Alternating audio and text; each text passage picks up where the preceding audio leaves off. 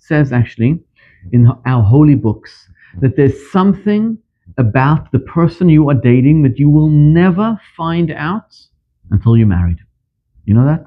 Hashem hides something about the person you are dating until you are married. And like 5 years, 10 years into your marriage, you think, I would have known that. When we were dating, I would have never closed the deal. And you know why God doesn't show it to you? Because He wants you to close the deal. Because just like you have faults, you have deficiencies, your spouse has deficiencies. That's just the nature of the world. We are human beings. We are not angels. Abraham told, it says in the Torah, and Hashem blessed Abraham bakol, with everything. That's what it says, with everything. But if you actually look at the story, when Eliezer is telling over the blessings that God gave Abraham, Eliezer is like exaggerating, like a real shadchan. He's exaggerating, he's laying it on. And God blessed Abraham with cattle and silver and goats and money. He's going on, he's laying it on and on and on. And the Torah loves this. Loves this because this is the story of our lives. This is the story of how to make a shidduch. How to make the match happen. You gotta lay it on thick. You know the story of the shadchan who has an apprentice. He's teaching the apprentice how to make a shidduch. So he told the apprentice, you got to always lay it on, exaggerate. So they go to this girl's family and they're describing the guy. So the shadchan says, this guy, very smart boy. So the apprentice trying to learn, he says, smart? The guy's a genius. He's a Talmid Chacham. He's incredible. He's amazing. He's the smartest guy in the world. The shadchan then says, this guy, he's got good midot. He's a kind person. So the guy is trying to lay it on. Kind? The guy will do anything for anybody in the whole world. He's just the kindest human being on planet Earth. So they're going on and on. And then the shadchan says,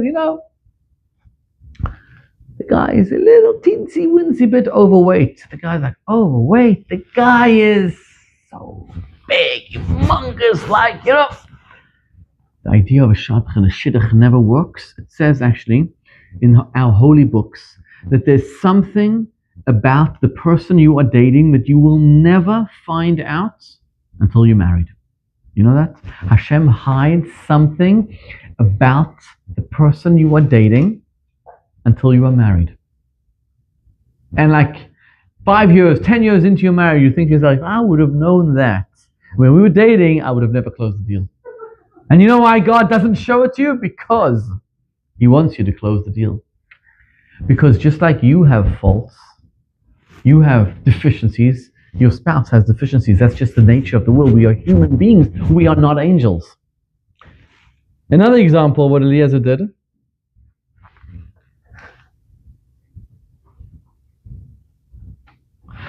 Abraham told Eliezer, do not bring my son there. My son will never go there. You bring the girl here.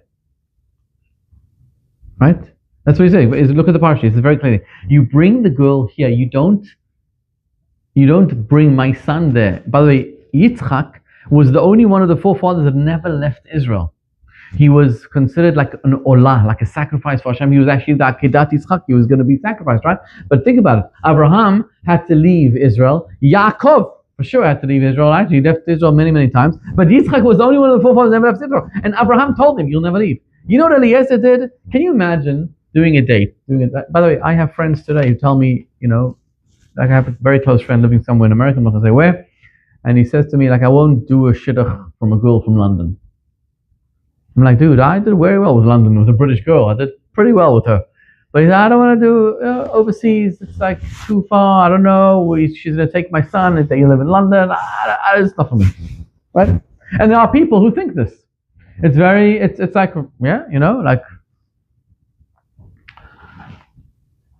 So, Abraham said, my child is not going to live there, not going to happen. By the way, this is a big deal in shidduchim, in matchmaking, because if you have a guy who's living in Los Angeles, has a job there, He doesn't want to live in New York, right? He or she, this happens all the time.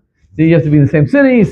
Anyways, Eliezer, when he goes to do the shidduch like a professional matchmaker, what do you think he says? If he would have said that, he may have broken the shidduch. They may never have agreed. So you know what he said? Zipped his mouth.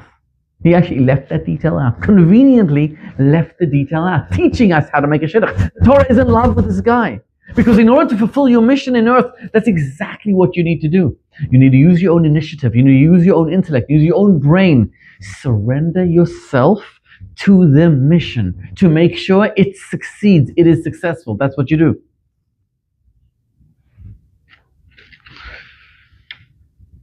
The other thing is, the third example the Barbanel brings, is Abraham said, take some girl from this town.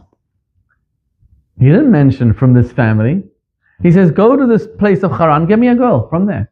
And Eliezer, when he comes there, he said to them, Abraham said, take a girl from the family of Abraham. Like, it was like ordained this girl, Rivka. That's not what Abraham said. Abraham said, if you look carefully at the verse, just take a girl from Haran. And Eliezer, when he repeats the story, he said, my master Abraham told me, take a girl from my family in Haran. He lays it on like it was ordained. This is the shidduch. By the way, the same idea is when it comes to Queen Esther. When it comes to Esther, right?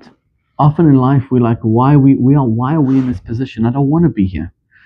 Esther never wanted to go to the beauty pageant, the beauty contest that Ahasuerus made every single girl do, and she was forced into it because the king made a decree: if you don't come, I'm going to kill you. And she was chosen.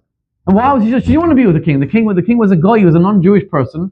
It's actually forbidden to be with a non-Jew. But the only reason why she had to do it, because it was honest, she had no choice. So she had to sleep with him, basically.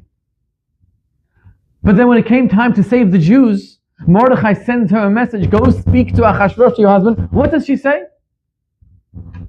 What does she say? It's too difficult, I'm sorry, I can't. The king has a rule that if he doesn't call you, then he's going to kill you. But he hasn't called me, so I can't go in front of him. So Mordechai tells her the words of, what does he tell her?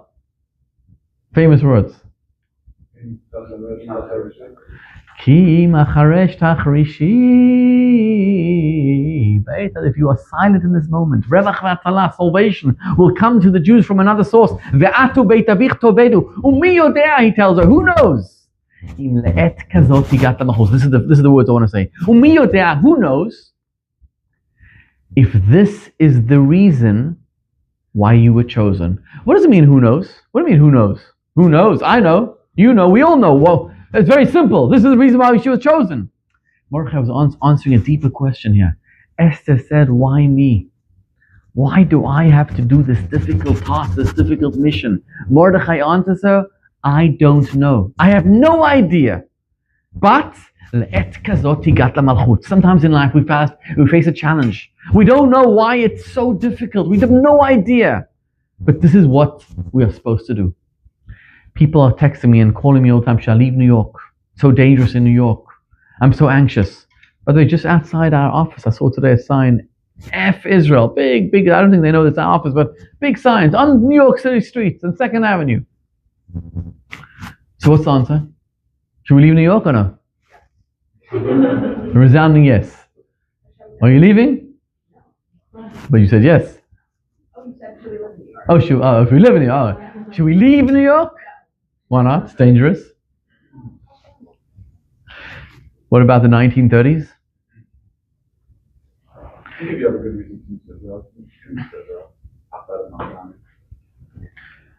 So the answer is, Hashem is the one who guides the poles.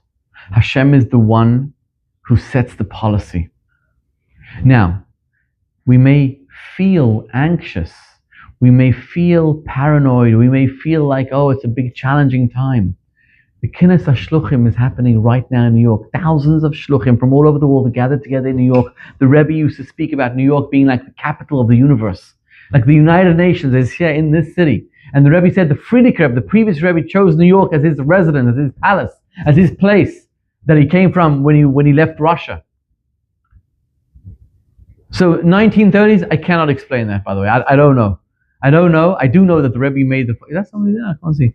I do know that the Rebbe said sorry. The Rebbe said, Elie Wiesel asked the Rebbe, can there be another Holocaust in America in the 1950s? You know what the Rebbe answered? Shocking words. Guess what the Rebbe answered? 2 words. Morgen in the free. The Rebbe said, tomorrow morning. Elie Wiesel asked the Rebbe, can there be another Holocaust in America? And the Rebbe answered 2 words, tomorrow morning. Can there be? Yes, tomorrow morning. Meaning the hatred of the nations of the world is palpable. They hate us. The Jewish people are compared to to 70 wolves, 1 sheep among 70 wolves. They hate us. They want to destroy us at every opportunity. That's what they will do. But the Rebbe said, Hashem will never allow it. That's the Rebbe's words. Lo takum pa'amayim tzara. Twice it won't happen. And the Rebbe said to Elie Wiesel, even if the devil, if the Satan was given full jurisdiction over the Jews to do with them whatever he wants, he wouldn't have been able to come up with such barbaric torture like the Germans did to us. So the 1930s, including why my grandfather didn't escape from Budapest, he went into Auschwitz, I don't know. He saw his wife and 2 children murdered in Auschwitz. But I can tell you this, Jews don't bend. We don't leave New York. If you want to leave, you can leave, but not because of Mamdani. He doesn't, lo gores oto. He doesn't come into the conversation at all.